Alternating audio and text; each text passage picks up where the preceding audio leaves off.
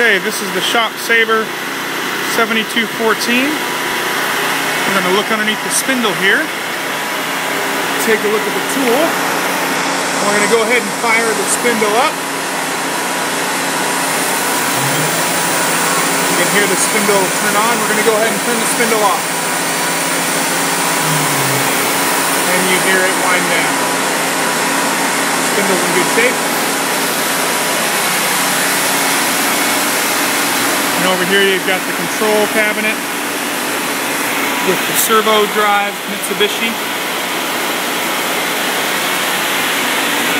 And we've got the computer, keyboard, mouse, and controller software. Got a full CNC controller with all the documents and manuals. We've got the vacuum pump and filter over here that's never been used. And we've got the dust collector as well. As you can see, the machine's moving without a problem. That's the Shop Sabre 7214.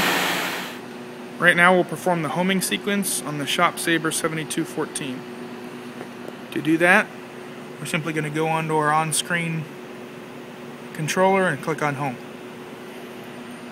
First thing the machine does is move up in the Z-axis, then it moves towards us in the Y-axis,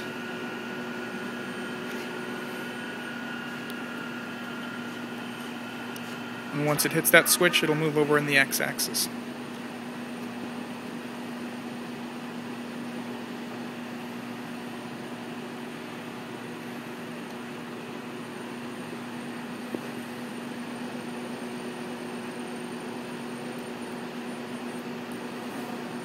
That's been the homing sequence on the Sabre 7214.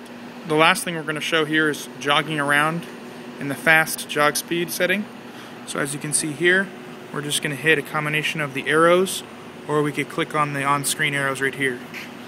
But if we look at the machine, we'll move to the right in the X-axis and back. We'll move down the table in the Y-axis and back. And then we'll move down in the Z-axis and up.